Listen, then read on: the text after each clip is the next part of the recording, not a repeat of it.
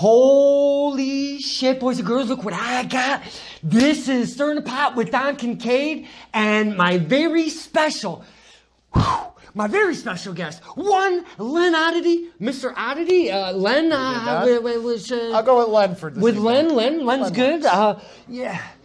We are pre-event of Battlefront Pro Extreme's debut event, and Mr. Lenn Oddity is in the main event against Dirtbag Dan, and he's going in a no ropes. They take the ropes, they throw them in the fucking garbage, and they put barbed wire around there, and you and Dirtbag Dan, and I have to say, I am representing Mr. Dirtbag Dan, but I don't have, no, so you guys are the main event, and I mean, this is mind altering right now, okay? This morning, I went and interviewed Mr. Tom Burke, the local historian, wrestling historian. He has told me that this will be the very first barbed wire match anywhere, well, not anywhere, in Western Mass in the history of wrestling as far as he knows. And he goes back all the way to the 30s. Wow. His database goes all the way back to the 30s. Very interesting. So, I know I've said a lot and I haven't given you any time to speak. So, then my whole point of saying that is, you tonight, my friend, are in a very historic match. Not only is it a barbed wire match, but this has been building up between you and Dirtbag Dan.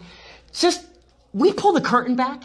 You could do whatever you want. You could be Lenn, you could be Oddity, you could be both, you could do whatever you want, but please, give the fans, give us your thoughts, your feelings, the build up to all of this, where we are today, the debut of Battlefront Pro Extreme. I gotta stop talking because... Don! Yeah. It's okay. I'm not gonna hurt you. Okay. You're safe. Okay. This is a safe space. They're all calm right now. Yeah, okay. And for the evening... They are calm. They're calm. Okay, I got you. Because he's taken over. All right. Now, I love the fact that you brought up that this is a historic event here in Western Massachusetts, because technically for me, this is my second no-rope barbed wire match, and this is the second time it's going to become historic. You see, forgive me, I got two tongues that get tied. The first no-rope barbed wire match I did in Waterbury, Connecticut in 2007, well, that was the first in the state of Connecticut. Ever. Wow. And now here we are in Western Massachusetts, a little over a decade, and I'm doing the same thing in a different time frame, in a different set of mind. And I look at this as a chance to finally let go. This whole thing has been building up much further than you realize. I've actually known Dirtbag Dan on a shoot for about 15 years. 15 years? Yes. Holy crap. I've been doing this almost 20.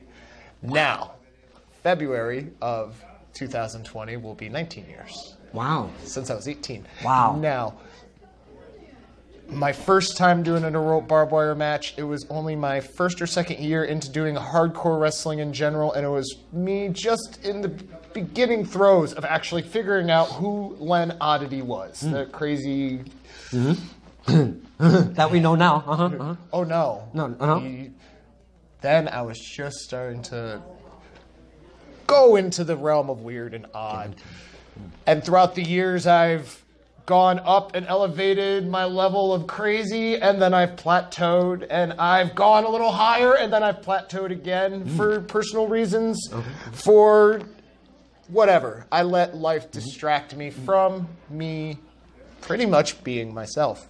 It happens sometimes. Tonight, there's a reason why there's no smiles on my face paint. There's no colors. There's no designs. The only thing on my face that's paint is the red around my eyes and the white. Everything else is tattoo. I'm the first split-tongued pro wrestler in the world. Don? Really? I am just starting. Oh my god, you look so fucking freaky. And the best part is, I'm not even trying to freak you out. I'm just being honest. I know. And just looking in his eyes, it's just like, holy shit, I don't want to be in a ring with you. No way. Two psychopaths. Can I call you psychopaths? There's more than just two, but yes, plural is the appropriate estimation for me. What brings a person, how can you get in a mindset? Because we all love wrestling, right? We all love wrestling. But this is a specialty. This is what I like to go, a specialty wrestling match. We are taking the ropes down. We are putting barbed wire. You are putting your body on the line. Somebody could literally, and for real, boys and girls, this is no fucking screwing around. These guys know what they're doing. They will be as safe as possible for each other, with each other. How do you get a mindset to get into a ring that's wrapped around barbed wire and then utilize it in your match? For me, it's easy. I've said it before in promos, and I've said it in character. I don't think anybody's ever really understood when I've said it. I've meant it 100%. Everything. Ooh. I just got to double check stuff. I'm a one-man person. I'm a one-man show. Go ahead. I'm sorry. Everything I do in a wrestling match, I've always been willing to do to myself, and I've always held back. Always held back. Tonight, no holding back. I seen you swinging a couple things, double-headed dildo thingies. One's white, one's black, and the white one's very large in size. Well, they're both 18 inches and double header. One's black and a little big around, and the other one looks like a beer can would shrivel up next to it. So the only reason why I bring this up is because I've seen Lenn bring these to the matches more than once. I've seen you beat people with a double-headed ding-dong. And what's going on? Where did that ever come from? I mean... What much of a better way to emasculate somebody than to smack them around with a giant cock? Have you ever had anybody like legit get pissed off? Like, hey, you hit me with a dick, stop? People have gotten pissed off, and then I hand them the dick and the jar of chunky peanut butter and say, go fuck yourself. You're laughing like I'm kidding. No, but that sounds funny. As a visual, that really does sound funny. Just saying, apparently some people, when I'm being serious, people seem to think it's being humorous. Like, great, okay, cool, I'm glad you find it entertaining. Still go fuck yourself. I have like a million questions, but this really, tonight is just something special. It's a debut of BPX, which is under the Battlefront Pro Wrestling umbrella. The masterminds behind it, seemingly, is Scotty Anarchy and One Just Incredible. And this is just, for me as a fan, Mr. Oddity Lenn, this is special AF, as the kids would say. As fuck. Yeah, AF. As you drop your mic. I dropped my mic. We can't have that kind of technical difficulty shit on here. So, anyways, I know there ain't no way that I am the only one that feels like this is going to be special. Do you feel this is a special one for you? I don't feel it. I know it. You know it. I know it. Do you have something in mind? Everybody, when you set up a match, you go through some moves and you kind of discuss what you're going to do and whatnot. Now, when you do something like this, which is totally not normal, might I add, how do you go into a match when you're talking about your vision for this? Normally, like he said, every wrestler goes in with a couple visions, a couple ideas for their evening, one or two spots or something they want to do to the other guy or something to, whatever to get the crowd going. I can be perfectly honest in saying in almost 20 years, this is the first time where I've just gone, I'm going to let it go wherever it takes me. Just go with the feeling. I've had nothing this whole time. I found my path. So from bell to bell, you're doing what I seemingly like to do on Stirring the Pot is you're just doing it on a cuff and taking the roller coaster ride with one Dirtbag Dan. Yes. You have to trust your opponent in a barbed wire match as such. Dirtbag Dan, you must have a lot of backstage, if you will, respect for one Dirtbag Dan. Oh, You've known him for, you said 15 years. Would you rather have a different opponent, or is Dirtbag Dan right? This is the opponent that should be in this barbed wire match with Lenn Oddity. There are a lot of opponents I would like to have in a barbed wire match, but out of everybody's careers, everybody that I've known, everything. And you have to understand. We'll break character here completely. Please do. I hold no clout for myself, in my opinion. I do not see myself as anything great or grand. I've gone to shows within the past month, and I've had half a locker room tell me I'm a fucking legend, and I'm staring at them like they're insane. Yes. Because I don't see it. I'm just some random jabron that wears makeup, and I just do my own shit. That's it. So when I'm about to say this, I don't want it to be ego-driven in any way, shape, or form.